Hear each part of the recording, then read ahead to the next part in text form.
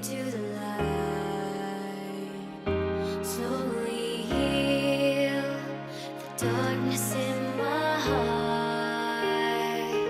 I hear you now. A taste was all I needed. I feel your love, loud and clear to the end. It's you and me, I'll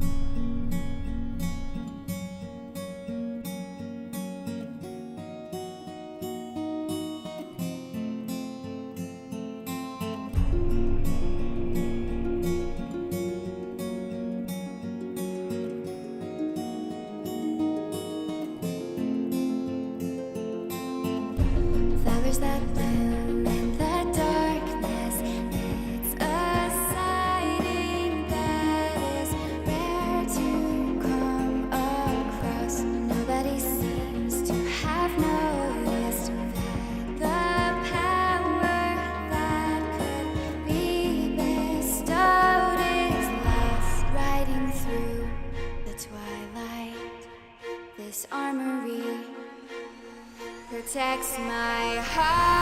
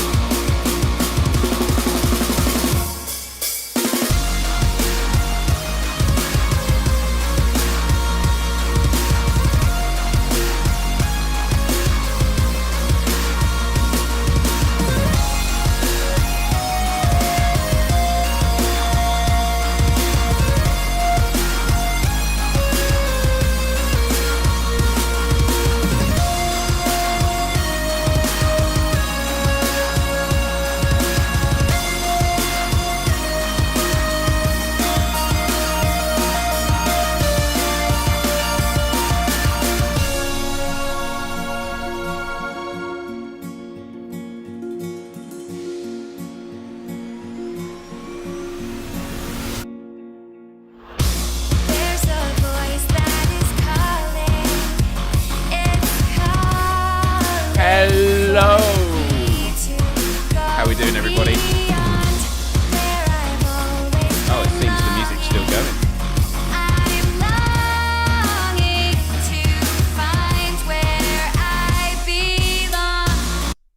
That was weird. How you doing, everybody?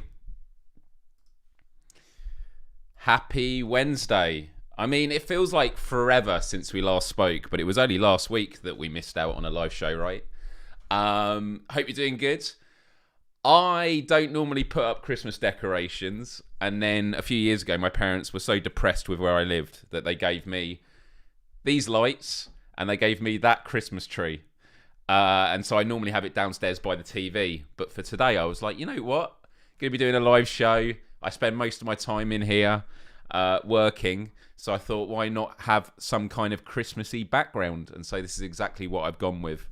I hope you're all doing really well. Good to see you here, Paul. Good to see you here, Emily. We saw Mojo.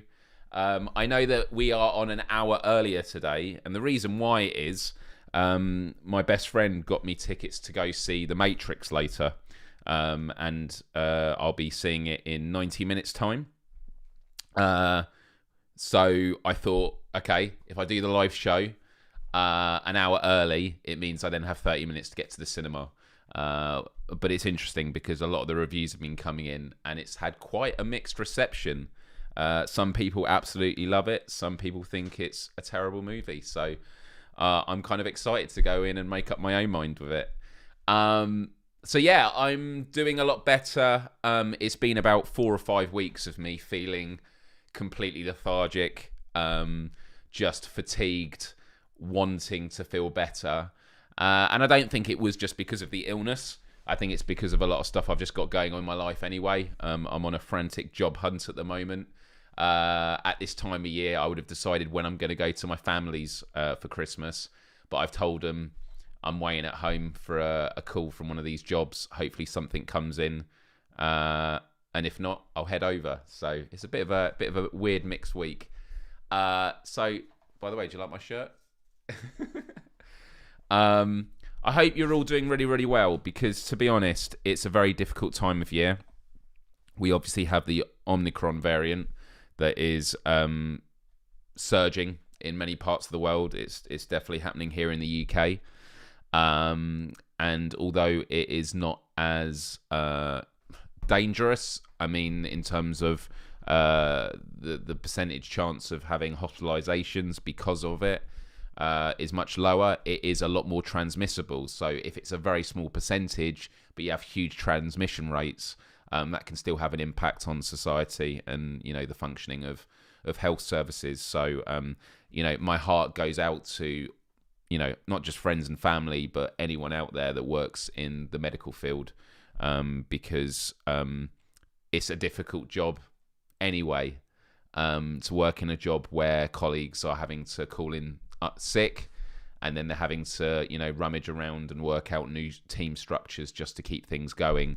I can't even begin to imagine. So yeah, so for today's episode, I just wanted to have a casual conversation about Christmas. What does it mean to you? What are your plans? And what are you grateful for? I always like to use this time of year to think about those kind of things. I talk a lot about, the need for gratitude, and it's just something that has been on my mind a lot this year. And I think as we come to the end of what has been a difficult year for many people, it's good just to have a talk about it. So, final thing I'll say before I go full screen, Instagram, I have just started posting on there properly for the first time in about 5 weeks. I did a story post when I went for a walk earlier, which was nice to get out. And I also shared a 12-minute video. Talk Radio in the UK asked me to come on to talk about technology, which is interesting because Talk Radio has definitely evolved over the last few years. It's all this anti-cancel culture, anti-woke, anti-PC kind of brand. And, it's nice to know I wasn't too woke for them. But I had a really great conversation with Kevin O'Sullivan, who was running it. I know his views on particular things from tuning in a bit earlier in the day. And so I was able to prod him a little bit in the conversations in a sort of a helpful way, just to bring out some discussion. And it seemed that when it came to having a nuanced approach to it, he agreed with me on a lot. So if you want to see that, it's on my Facebook. It's also on my Instagram. I have one more story actually. By the way, I'm actually also thinking of starting to live stream on Twitch just to give it a go. So if any of you have a Twitch account, follow me on there. It's twitch.tv/Myles Dyer. I might do something on, I don't know, tomorrow or maybe sometime the following week. We'll have to wait and see. But the other story I have is I was invited. Hey, good to see you here, GC. Hope you're doing well. Happy holidays to you as well. I was invited to my secondary school, and they got me this card to say thanks for coming in to speak to the students. Year 11, so I think they're like 15, 16-year-olds. And I was asked just to talk to them about what I've been up to since I left the school, which was like over 16 years ago, and to talk about, my experiences with YouTube. I talked about digital citizenship, and they were impressed that I was able to keep talking for an hour non-stop. But it was a really great conversation. But I have a funny story because it was the day that a new movie came out that I was really excited to see, Spider-Man No Way Home. And I wanted to see it first thing in the morning, but I couldn't because I had to speak at this school, which I was perfectly happy to do. And so I booked the cinema for like 10 to 11 at night. And thank you. I just love talking to young people because they're so receptive, and young people, their reaction to stuff is always so inspiring. So Spider-Man was out that day. And so when I was talking about digital citizenship, you saw it last night. Okay, we will talk about it in overall terms in a moment. But yeah, obviously, no spoilers in the chat. I will ban people if they put any spoilers in. And when I talk about spoilers, I'm talking about stuff that is not featured in any of the movie trailers. There are a lot of spoilers online, as you're about to find out from this story. So, I was talking about how, I teach digital citizenship. And an example of that is learning about what the algorithm is. And so, I said to him, have you ever, searched for an item of clothing and then you're constantly getting adverts for it? Or have you ever watched some videos on something and then you get served more videos about it again and again? So, you explore the positives of that. The positives are you get more of what you want, but the negatives are, there's a great TED talk that talks about information is very much like a healthy diet. So your fruit and vegetables are like maybe the negative news. It's about the bad things in the world that you should be aware of. But the junk food is all the stuff that you want. You just want more and more of it. And that's what the algorithm will keep feeding you. And I said, I've watched so many videos about Spider-Man in the lead up to this movie launch that I'm very aware that the algorithm now is probably going to serve people who have uploaded spoilers about the film. So I'm having a social media blackout for the day. And everyone really related to that. So anyway, that was about halfway in. End of the hour. It's been a really, really good talk. I do some Q&A, and then I say, does anyone want to watch the very first vlog I ever did on YouTube 15 years ago, which was before most of them were born? Yeah. I was like, it's terrible, but let's do it. So I head over to the laptop because I had a massive projector behind me with the slides on, and I was accessing it in incognito mode. And I bring up YouTube, at which point it's logged me in as me because I was logged in to access the presentation. And I thought, okay, go on the home page, and I start typing in the search bar, Myles Dyer first vlog, and then I hear a couple of groans, and I see in the two rows of suggested videos, there's a few Spider-Man clips, but they're like, Doc Ock on green screen from the classic Spider-Man 2 movie.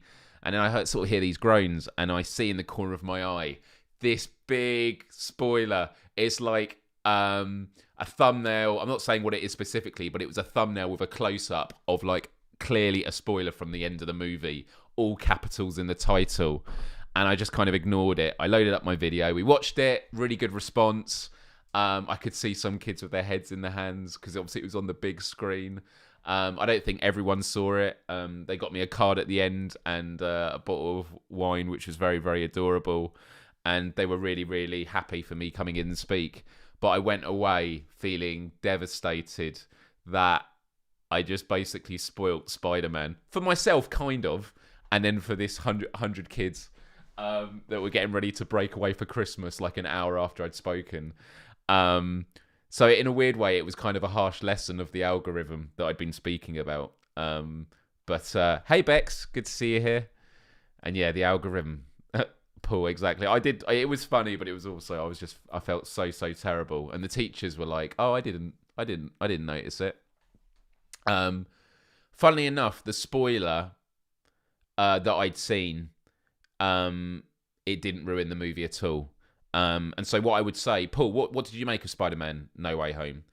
The way I would describe it is, firstly, if you are a fan of Spider-Man, any of the movies in the past, whether it's the, is it 2002 was the first with Tobey Maguire, the trilogy, you had Andrew Garfield, because in No Way Home, they bring the villains from those two movies. As you see in the trailer, you've got Doc Ock, you've got the Green Goblin, you've got Electro by Jamie Foxx. So it's a great celebration of like 3 generations of Spider-Man. And there's a few reviewers that I saw that worded it so well. And they said, what makes Spider-Man No Way Home such a brilliant movie is it's not the what and the where, it's the how and the why. So for me, it's like, even though I suspected certain things happening in the movie and I had some things spoiled for me, that's the what and the where. But the why and the how, that is the thing that makes the movie so incredible. And it's honestly one of the best movie experiences I've ever had in a cinema. Now, in America, I know what it's like. People are clapping and cheering through most movies. It's quite an interesting experience for me as a Brit. In the UK, people are much more to themselves. And even when I went to see Avengers Endgame, to be honest, I hadn't watched a lot of Marvel movies. I'd been given the list of 40 movies. I haven't seen Iron Man, any of the Iron Man movies. And Endgame blew me away. But there was no real huge noise being made. There was people enjoying it and stuff. But Spider-Man No Way Home, there were genuine gasps, kind of cheers, and like, oh my God, even I did it. Like, there were bits that just blew my mind. And there were some scenes in it that were just so emotional and gritty. And agreed, you don't have to see the previous ones to enjoy it. I just think it's one of those things that you will probably appreciate it a lot more, especially if you are of the age where you've been able to enjoy either the Andrew Garfield Spider-Man movies with his villains or Tobey Maguire with his villains in his ones. I had a bit of a peppered experience with Spider-Man because my viewing experience was, as a kid, I saw Spider-Man and Spider-Man 2, Spider-Man 2 being like one of the biggest superhero movies of all time when it really made the superhero franchises become mainstream with Tobey Maguire. I never saw Spider-Man 3, and I know it did flop in the cinema. And then out of Andrew Garfield's, I'd only seen The Amazing Spider-Man 2. For some reason, I hadn't seen the first one. Now, I don't know if it's because I was at a friend's house who's watching it, or I got invited to the cinema. I remember seeing it, and it was all right, It was all right. It had a different feel to it. It was a lot more gritty. But I'd never seen any of the Tom Hollands. So in the last few weeks, I watched Spider-Man Homecoming, Spider-Man Far From Home.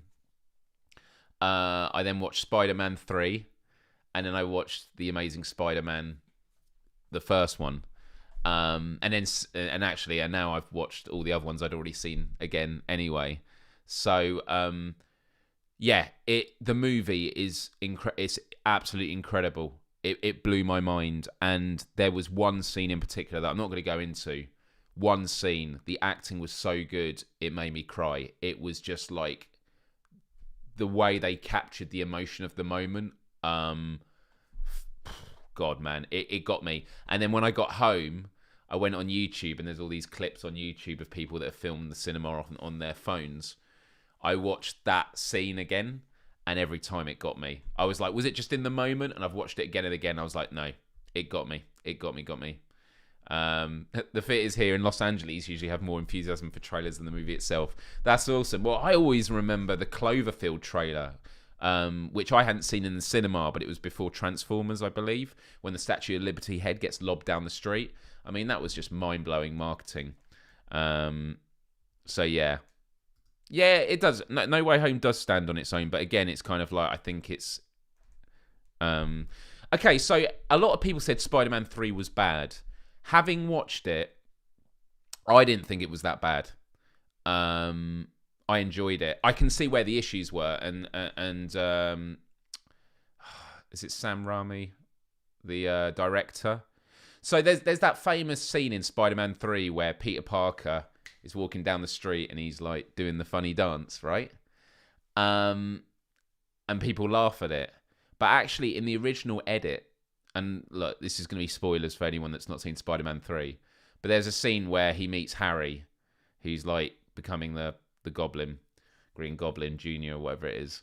And Spider-Man, basically, because he's got the black suit from Venom, or the symbiote, he gets the grenade and he lobs it into the wall where Harry is. And you're like, has he killed him?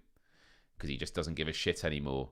And in the original cut of Spider-Man 3, it goes from that moment that's really dark to him then dancing down the street with all that cheesy dancing.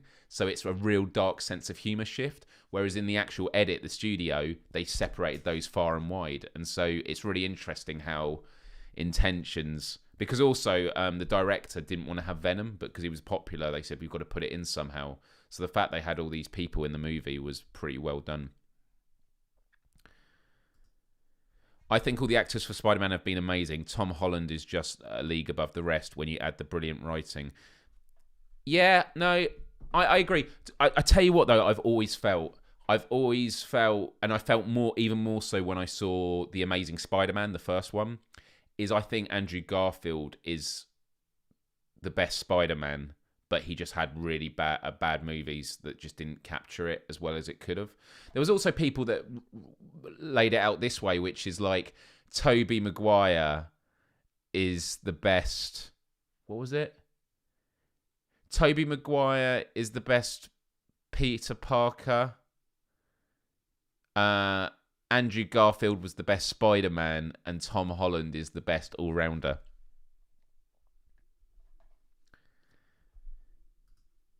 Cool, Mojo. Well, The Amazing Spider-Man 1 and 2 are on Netflix. I definitely recommend seeing them, just so you know the villains before seeing No Way Home. And also, No Way Home, go see it in the cinema if you can. Obviously, depending on the virus and like how safe you want to be. But the whole thing about when people say films are bad and how that changes it. So I'm going to be in the cinema in 70 minutes time to see the Matrix movie. And the reviews, IGN gave it 4 out of 10. Whew. You know, for someone who isn't on top of Tom Holland's Spideys until recently, you know a lot about Spider-Man. Miles, are you a fan of the original comics? So I never read the comics. You know, the first comic or graphic novel I ever read was Watchmen, and it was just before the movie came out. I bought the graphic novel because I was like, oh, if I'm ever going to do it, So I bought Watchmen, and I'd never read a graphic novel before, and I had an absolute blast with it. But when I was a kid, and I used to visit my nan about 3 hours drive, she had Sky TV, which was cable in the UK. So in the UK, we have 4 TV channels at the time, and Sky had hundreds, and it had Cartoon Network. And so I used to watch X-Men and Spider-Man, and I love Spider-Man. So especially a special place in my heart. 4 out of 10, yeah. Yeah. Yeah, Watchmen's beautiful, and you know what? Zack Snyder gets a bit of stick for certain movies. I watched his zombie one recently, and I did think it was a bloated mess. I haven't watched his Superman and stuff like that. I saw 300, but Watchmen I thought was amazing. It was very true. I always wanted to see the director's cut though, which I've not seen. Oh man, stuff that's got darkness in it. In No Way Home, it's Tom Holland's best acting yet. And it's just got it's one of those movies I would love to chat with you about once you've all seen it. Obviously I'm not going to do it on a live show because there'll be people that are stepping in. But honestly, if you get a chance, please go. And although if theaters close down, it might be made on demand, probably on, I'm guessing, Disney Plus, right? So we haven't even started speaking about Christmas yet, but that's fine. What was I going to find? Rotten Tomatoes. I'm doing it in incognito, so there's going to be no,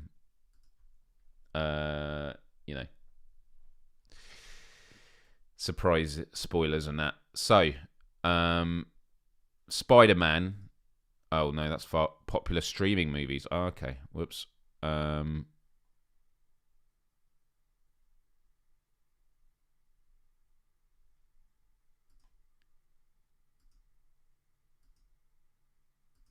God, why is Rotten Tomatoes so difficult?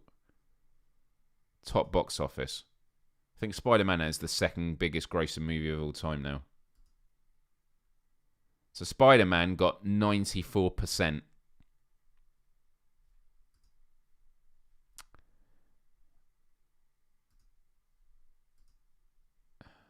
I just banned that person spamming.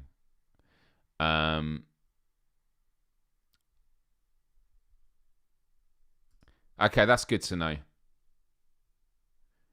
I'd love that. We'll definitely do that for sure. So yeah, 94%, and I love that actually on Rotten Tomatoes now. They give you the consensus from not just critics now, but the audience. I love how they write that up. So the critics' consensus is, and I'm not going to read the review specifically, but it says, a bigger, bolder Spider-Man sequel, No Way Home expands the franchise's scope and stakes without losing sight of its humour and its heart. I did find in Far From Home that the humour was really over-egged in like the first half of the movie, whereas in this, I thought it was so well-balanced. It was really, really incredible.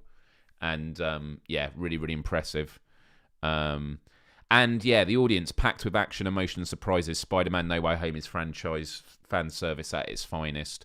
What I love is there is loads of fan service in Spider-Man No Way Home, but it's, again, not the what and the where, it's the how and the why. The villains that you see in the trailer, my concern was, are they just going to pop in like, oh, hi, Green Goblin here, Willem Dafoe here, bye, gotta go now, and that was it? No. They all have very integral parts to the plot, which is amazing. And Willem Dafoe, he's what? How old is he now? He's like 64. He said he was only going to be in the movie if he could do his own stunts. And I was like, when you see some of the shit, it's just like badass. Did you send that gift to your special friend? I did. And I tell you what, the postal service in their country is absolutely abysmal.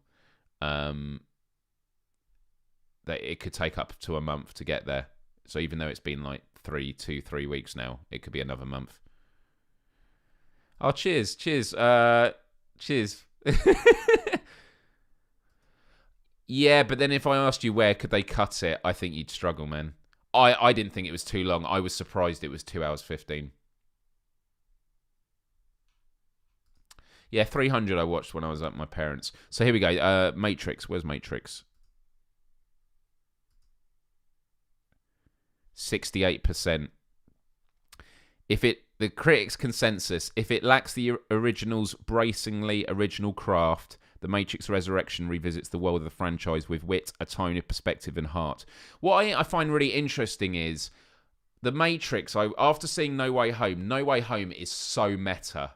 It's so meta, but so brilliantly done. Like, it's so self-aware.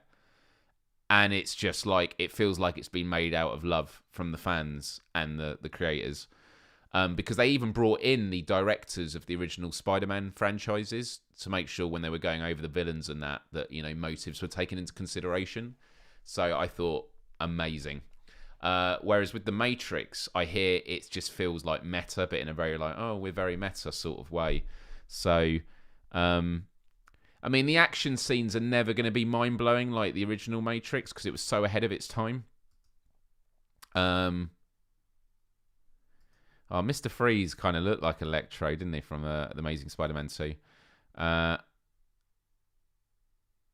Interesting, yeah. Yeah, the Kingsmen, maybe. Yeah, I think the Kingsmen is coming out. But yeah, IGN Matrix Resurrections. There was a joke that was made on TV about when Keanu Reeves was being interviewed about Matrix Resurrections. Oh, so it's about taking the blue pill then. I thought that was quite a funny joke. Yeah, look, IGN. Maybe we shouldn't have followed the White Rabbit. And the verdict is... Watch me. I never fully consent. Oh, Jesus. I just wish they made it easy. Opt out. Yeah. The verdict. The Matrix Resurrections is the kind of film that will go down in cult history because it is so laughingly bad. Truthfully, I can't even say it's unenjoyable because I spent much of its overly long-running runtime giggling over how jaw-droppingly misguided the majority of it is, and even with how rough it is. Folks looking for that nostalgia will get exactly what they're looking for. Granted, it's exciting to see Neo and Trinity again, and the new players are exciting additions to a complicated canon. At the same time, so many good ideas and the visual effects are met with a truly shoddy execution and an unbearable desire to be constantly meta that the best summary available is less than the sum of its parts. So, yeah, supposedly...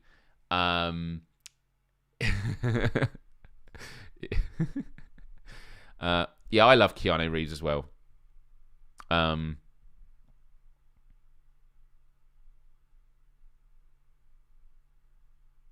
Member berries. I remember. Do you remember? I remember. So yeah, and there was actually a really interesting thing. I assume that this is the same review that's done on their video, but because they just narrate it. But there's something about... Let me find it. This is it. Check this out. Not only is there some incredibly terrible animation and effects taking place here, but there's a moment in a warehouse where Neo is meant to be talking, but it's Smith's mouth that's moving in the background while Neo has his back to the camera. Movies like this go through teams of people before they reach our screens, so something so glaring making it into a major franchise sequel is impressive, but not in any kind of complimentary way. Oh, okay, so I've still not seen Ghostbusters Afterlife. I want to see it, and I when I was on tour with my band, there was a guy that had a Ghostbusters tattoo, so I asked him if he'd seen it and what did he think, and he loved it. But I do... The criticisms of Ghostbusters Afterlife is the fan service is more about, oh, do you like this? Well, there's this and this. Oh, you like this as well? You can have more of this. So there is a lot more... just one second.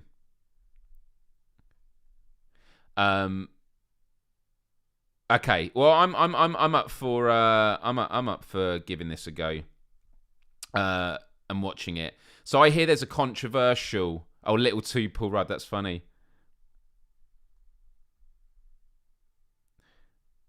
One second.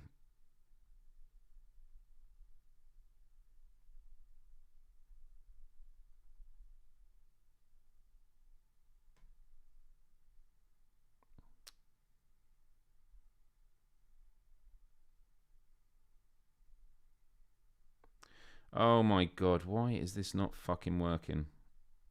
Excuse my language. I was just trying to send a link to my live show to a friend, and it's not. Oh, it was doing it to the requested video. There we go.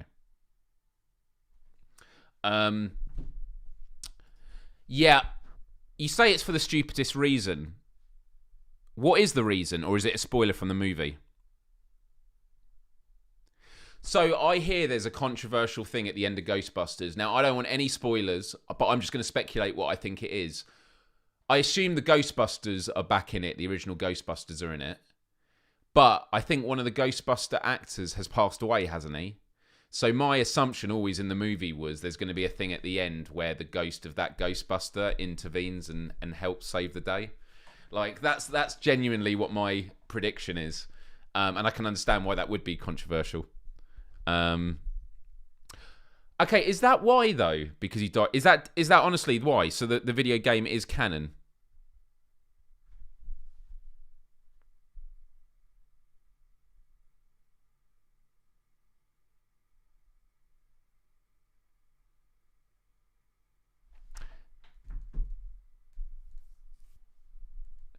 Oh, don't tell. Oh, you're talking about the video. I thought you were talking about the Ghostbusters thing. I was like, I don't want spoilers. Well,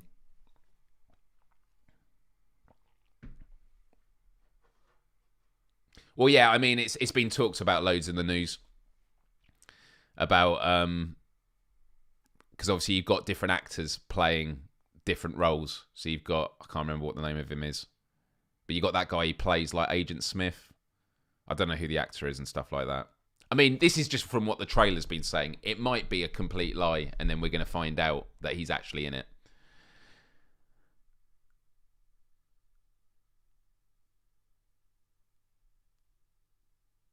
Oh, you've told me the spoiler. You told me the Ghostbusters spoiler. You can't spoil shit.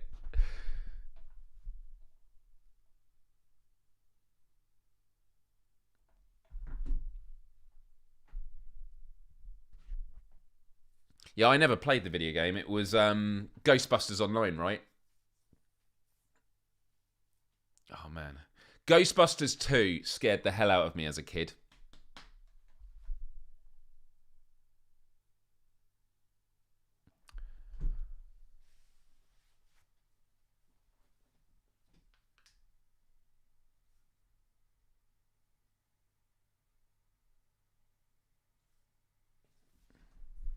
That's true. Although, I don't know.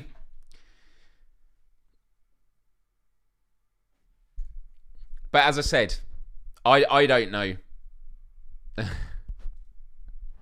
Oh, take care, Paul. Have a good one, buddy. No, well, I had Ghostbusters sport for me, unless he was joking.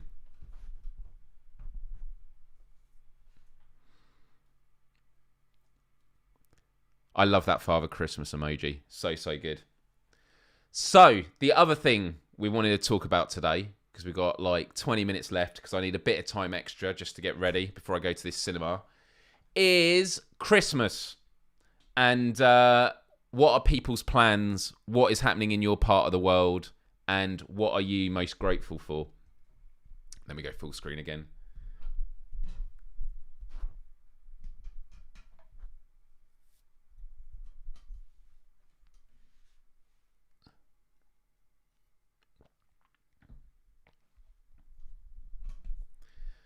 So last year I had to spend Christmas by myself here. I had to literally go pick up Christmas dinner from my mother, who gave it to me at the door, and then I brought it back here, and then I ate it.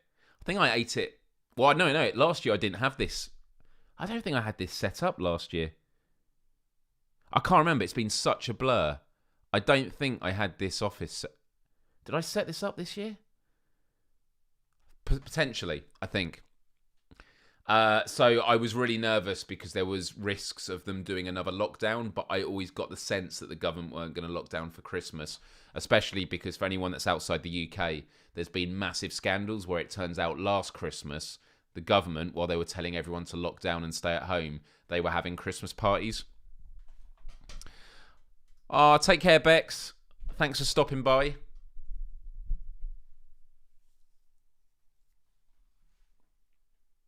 Yeah, have a great Christmas, Bex.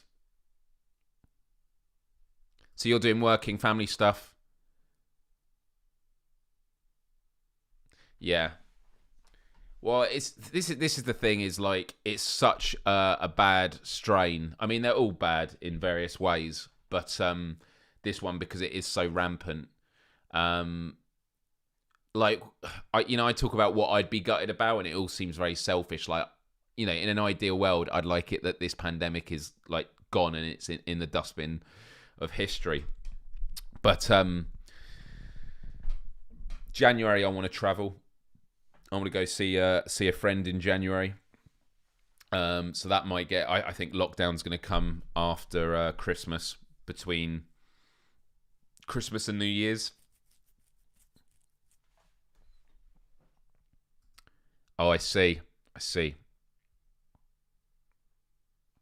Yeah. And remind what kind of work you work in, Bex. Okay, take care. Have a good one, Bex. No, that's what I did. So last year I went to my parents. I met my mum at the front door.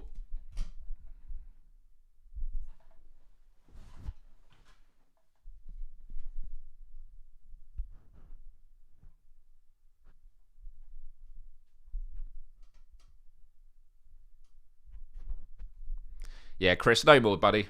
No more. No more talking about movies. So yeah, I picked up dinner and then I took it back and then I ate it at my desk with my computer.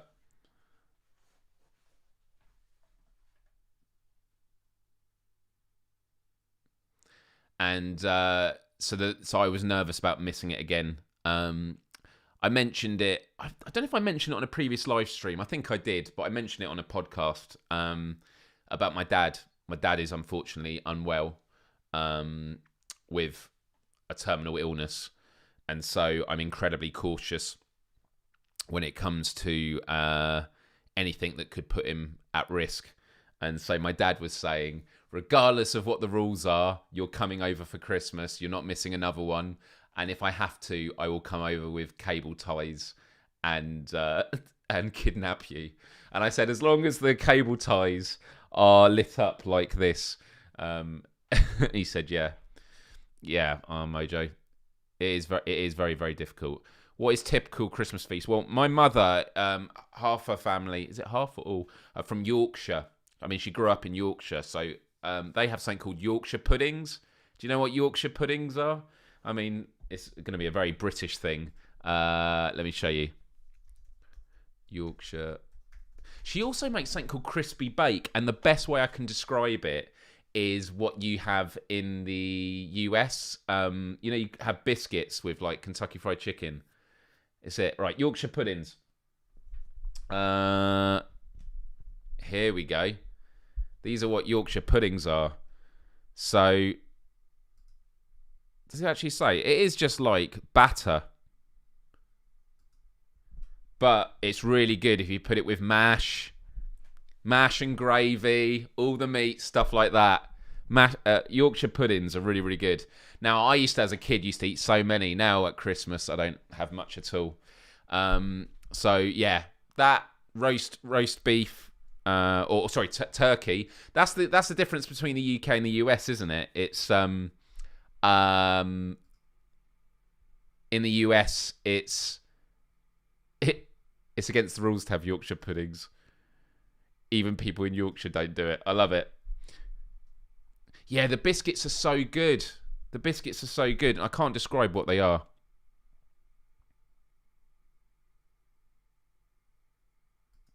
Yeah.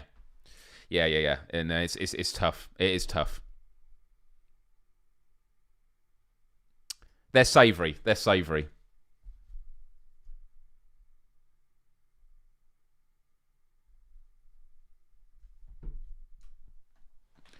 Yeah.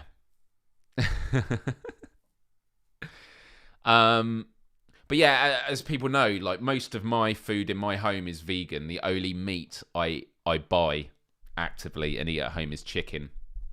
But then when I'm at people's places, if they offer me food and it's meat, I will not turn it down.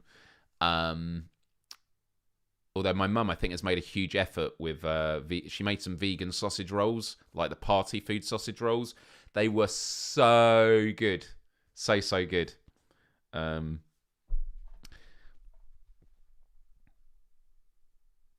Right, it's 20 to the hour. Now, I'm just looking at my watch.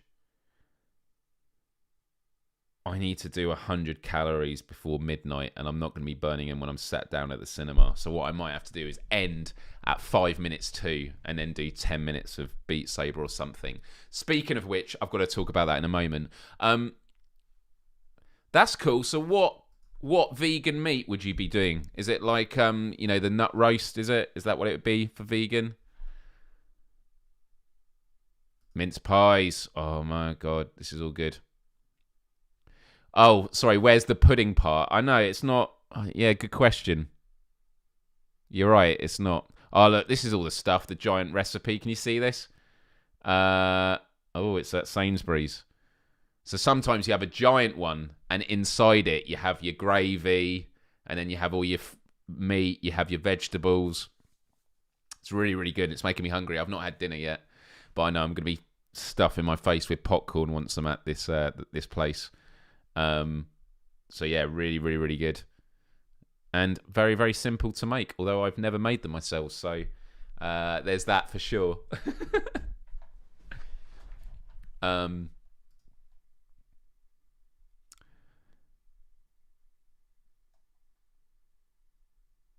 yeah, has everyone done their Christmas shopping? Has everyone got their presents? I actually was very, very organised. I got it all wrapped and done. There's only one gift I'm not going to be able to give, which is to my band's guitarist, because he came down with COVID 2 days ago, so he's going to be stuck in London. Mario, bless him. He's doing fine though, just it's annoying more than anything. So I just hope that he feels better soon. I'm just trying all this functionality on this chat stuff. This is good. So yeah, hopefully he feels better. And I've also handed over all the gifts to my parents, so it's under the tree. It's all nice. I'm really, really excited about that. So yeah, really, really, really good. And by the way, Mojo, when was asking earlier, did you send that gift to your special friend? I sort of half answered it earlier. So it got sent like the start of this month. I think maybe at the end of November. Yeah, it was the end of November or halfway through November. First class, paid. It goes to a different country. It was there. It was in the country in like 2 or 3 days. So I paid for tracking, everything. And now it's stuck at this postal service. And I checked on Google and everything was... everything is like 1 star. People saying it's like the Middle Ages, Stone Ages, absolutely terrible. And so I'm absolutely gutted because it has something I wanted them to get before Christmas. It has a Christmas gift in there.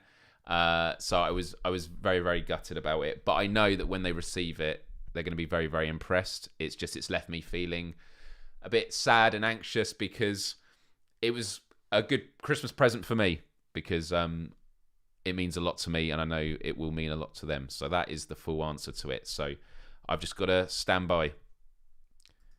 Thank you. Yeah.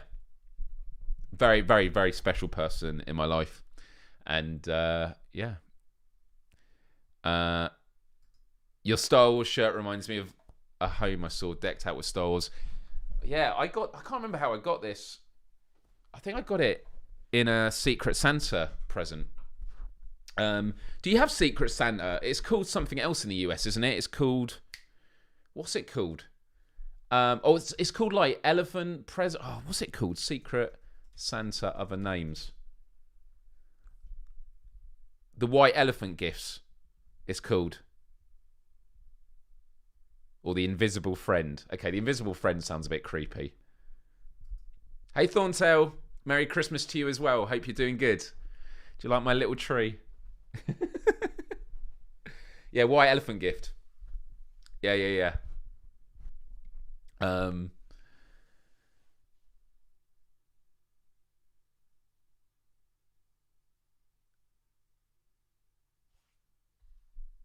That's cool. That's cool. I'd love to talk about the gifts I've got. I've got some really cool gifts, but I never know who's watching.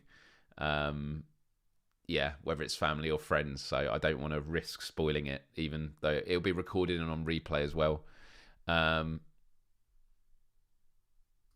that's cool. That's very cute. That's very, very cute. Oh, it was a pea protein roast. That's cool. That's good. It's good to support local businesses. For me, I used Etsy a lot. I mentioned it on a show a couple of weeks ago about like gifts and Etsy. It's a really good way of supporting, small businesses because it's always very convenient just to jump on Amazon. Uh, okay, that's cool. Well, Secret Santa, there's always, as far as I've known, there's always been a limit on how much you can spend. But the having the additional rules like re-gift, um, something that's been gently used. That's cool. That's really really cute. It's a cool idea. I like that a lot. Um, but yeah, is this time of year is always a weird one for me because when I was a kid, Christmas was my favorite time of year. I think still now I love it. It's great to spend it with family.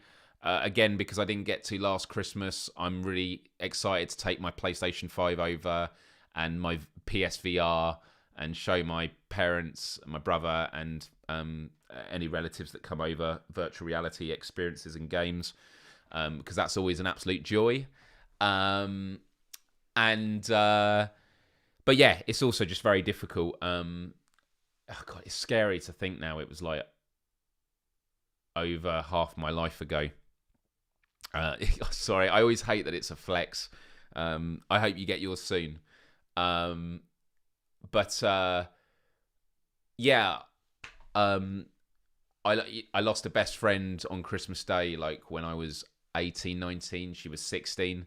I won't go into the full story now, but it was an incredible. She was taking Christmas presents to our uncle and got hit in a car and died when airlifted to hospital. It was incredibly tragic, and and so that completely shapes your association with particular dates. And so when it's on Christmas Day, you see it in a whole different way. And for me, it's like obviously incredibly sad and devastating. And the reason I'm able to say it so frankly is, I've had 16 years to overcome that. But it has shaped the way that I look at life and, Christmas. For me, it's now seen through the lens of what you're grateful for, what you're thankful for, and making sure that you express gratitude to people when you have the chance. Again, that was why for my special friend, I was really hoping they were going to get the gift before Christmas, because otherwise it's probably going to be another month. And, I got a lot I want to tell them, and it seemed to be the best way. So there's that. And then at the moment, I'm job hunting, and it's very, very frustrating because it's like I've spoken at some, big conferences lately. I got brought on radio to be interviewed on that, which is all brilliant. But, these are things I don't get paid for. And so I have this voice inside me saying, if I'm in that much demand, why won't people employ me? And it's difficult. So I'm currently waiting to hear back from, supermarkets to see if I can get some night shift work before Christmas, just to help me keep ticking over into the new year. But I'm also looking for more long-term work. I want to work for a company. I'd love to work in the game industry, but so many of these companies, when I've applied for stuff like, community manager, some haven't said it, but some have, that I'm overqualified. And it's frustrating because I have a huge passion for it. I totally understand where they're coming from. But yeah, thank you, Mojo. Really, and I'm incredibly grateful to have all of you in my life, and the fact we get to have these conversations usually every week. I know there's been a big break, and I hope that I can start doing these weekly again. So next Wednesday, what's next Wednesday going to be? What date? Let's have a look. Okay, the 29th. So yeah, I should be home for then. If not, I will do it on my laptop or something like that. But it will just be a Q&A for next week, so that'll be really, really cool. Dude, it's tough. It's a tough job market for sure. Anticipation can be amazing. It is. But I don't really want to go into too many specifics, but it's a special person that I have huge feelings for that I've not felt about anyone for well over a decade. I'm not going to get into the whole backstory now of me and my sort of isolation when it comes to relationships, but I'm currently going through what can only be described as like heartache. It's like the anxiety of like, I just want to say things, but I can't. Things have to be done sequentially. Things have to come one thing after the other. And there are things I want to say, but I have to wait until I've been able to physically express those things in the forms of these gifts and things I've organised. So, thank you. I mean, it's cool. It's cool, but it's very nerve-wracking because, it's someone I've known for 6 years at least, and someone I've kept walking away from because they're not looking. So I'm, I look elsewhere and I just keep finding they keep popping up in my life again and again. And I realise that there's just a whole nother level that I've never experienced with anyone before, which makes the whole ordeal much more terrifying because it means there's so much more risk of losing something very special. And so, that's what life is. And I'm just taking things one step at a time and hoping that, for better or for worse, it's done because it's how things are meant to be and not because I've made some grave error or mistake and effed up a really, good chance and opportunity. Because it's someone who is incredibly kind and thoughtful, someone who wants to make a real positive difference in the world, which relates to a lot of my own values. And, when people ask me, like, what kind of person are you looking for? For me, it's like, in the most cliche sense, it's someone that I could see myself changing the world with, and they're definitely that person. So yeah, I don't know what all these spam messages are, but I'm just going to ban that person as well. Yeah, Callie, sorry, I started an hour earlier today just because of I'm going to the cinema in 20 minutes. So, and again, I appreciate that. Yeah, I know. I missed doing it last week, but I was in such a bad place. Like, my energy has just been so low and so terrible. So it's been difficult. It's been really, really difficult. And yeah, no, it feels great. It feels great, but it's also terrifying.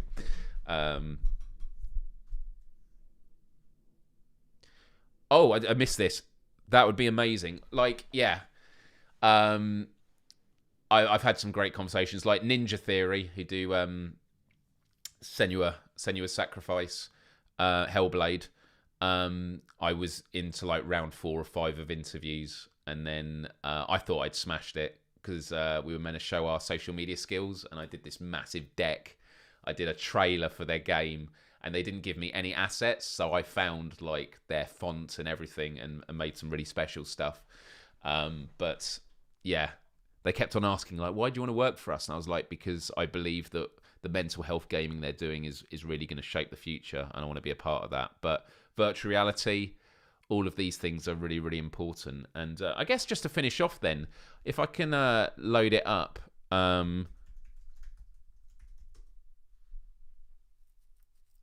Let's see if I can load this up here. It'll be a good test, actually, because I've changed the settings now where when I play a video, you should be able to hear it. So let me know if you can hear this, all right? To their colleague. Can you hear this? Saying Happy Christmas or Merry Christmas. That was the first ever text message. It's about to go under the hammer and is expected to auction for £170,000. But I think what it really indicates more than anything, can you hear that? Is just how far we've come in less than 20 years. Where the this hell will be a good test. Will we be in 20 years' time or 100 years' time? And by the way, while I'm sorting this out, because what I'll do is I'll just do it on the main video. I believe my friend Emma is watching. So Emma, if you're watching, I hope you're doing well. Thanks for tuning in. I know you've got a busy day ahead before your travels tomorrow, but I just wanted to send love. and say thanks for tuning in. And if she doesn't see this, I'll just clip it and send it to her afterwards. Oh, cool. It did work. Great. Well, on the topic of virtual reality, let me see if I can load this up. By the way, I enjoyed looking through some of your back catalogue of earlier broadcasts last week. That was good, although I wanted to comment, and of course I couldn't. I understand. That is the beauty of doing this live, right? Cool. So what I'll do, funny enough, talk radio is just, as I mentioned before, all their branding is around being like anti-woke, anti-PC. You know, this guy was criticising vegetarianism, and so when I went on there, I was prodding him a bit on the issues. And funnily enough, I even corrected the premise of the whole conversation, and they got my name wrong. So apart from that, it went all right. But I just wanted to show you the beginning bit because I talked about Pixel Ripped, 1989, because it was like a great example of virtual reality. So if you give me 1 second. We're not watching this, although there are some great videos of my band's stuff now. If I drag this, let's talk about. Here we go. It does look like 92. Okay, 29 years. So This is when I corrected him. So still quite a surprising fact. You know, it's not that long ago that something so rudimental as a 2-word text message was the first one ever sent. Merry Christmas. Going to sell for £170,000, they think, at auction. But you know, how far have we come since then? We know where we're at now technologically. We know where we are with mobile phones. I mean, effectively, we all walk round, don't we, with a personal computer, which is called a smartphone. And if you think about it, you know, when I was a kid watching Star Trek, you know, and they had these personal communicators, we go, God, that'll be the day. Well, we've all got them, haven't we now? So we are moving at a frightening pace. So what's coming up? The metaverse is next, isn't it? Tell us about that. I mean, the metaverse is definitely coming. And just on the point about Star Trek, actually, you know, it was very good at being futuristic. But I do believe on the show, to open the electric doors, they did have to press a button. So they didn't foresee the idea of automatic sliding doors back then either. That's right, yeah. Yeah, I mean, the metaverse, virtual reality, I'm a huge virtual reality gamer. And especially during the pandemic, I've seen how powerful it can be to share virtual spaces with other people. A friend of mine in Brazil, who is a games developer, had a launch party for their new game, but because of the pandemic, people couldn't get there. So they had this virtual space, and journalists from all over the world, gaming fans, and even their developers shared this space and were able to talk. And, you know, in some ways it's quite creepy and scary, but I think that's the same with any technology that develops. First there's fear, and then eventually we have to accept it, because at the end of the day, technology moves forward regardless of what we want, because it's human nature to always want to push the boundaries of what is possible. Yeah, well, I'm old enough to remember when the... Anyway, so the full interview is available on my Instagram. I think it's only had like 10 views so far. So please do head over to Instagram as soon as this is over. Let me get the screen up there. Myles Dyer Official. Let's bring this up. Seriously, so much love in the chat. So much love in the chat. I love you all. And I really appreciate everything. And it's really good to be doing this again. I'm getting my energy back. I'm feeling better about myself. And anyone that's a patron of mine, I have literally got a massive bag of shirts. So check your emails tomorrow, because I'm going to be emailing everyone who is eligible for a Quest for Empathy shirt, founder shirt. And I'm also going to be sending you a free Stick Aid 2013 shirt as well with it. So you'll probably get it after Christmas. But thank you for your patience. I've got a lot of podcast guests coming up, but it's all been done after Christmas. I've been annoyed that I've not been able to do episodes. It just reinforces the depression you feel when you feel useless and not able to do stuff. So it'll be good to do that. I've really got to run, guys. So I will love you and leave you. I hope you all have an amazing Christmas. I hope no matter what challenges you're going under, whether it's with family connections or with work or just general BS with the pandemic. It's a really tough time. And so just take the opportunity to reach out to those that you appreciate and send them love, because, far too often in life, we have gratitude for people inside, and we have things that we think of others, and we're like, they know. It's all insinuated by the way I behave, but actually just going out there and saying it to their face is even more powerful and can pick them up when they're on a low point, or if they're on a high point, it can spur them further to keep going. So yes, thank you everyone. Honestly, really, really wonderful to see you all. And I'm going to enjoy the movie. Thank you very much. Good to see you, Sam. Good, Callie, Mojo, GC, Chris. Love you all. Love you all. And I do feel bad for Paul earlier, because what I said wasn't technically a spoiler, but spoilers mean different things to different people. And I'm yet to see the movie, so we'll have to wait and see. So, on that note, love, respect, empathy. Michael, good to see you, buddy. I will be back here next Wednesday. I'm going to love you and leave you. Love, respect, empathy, and adios. Till next time.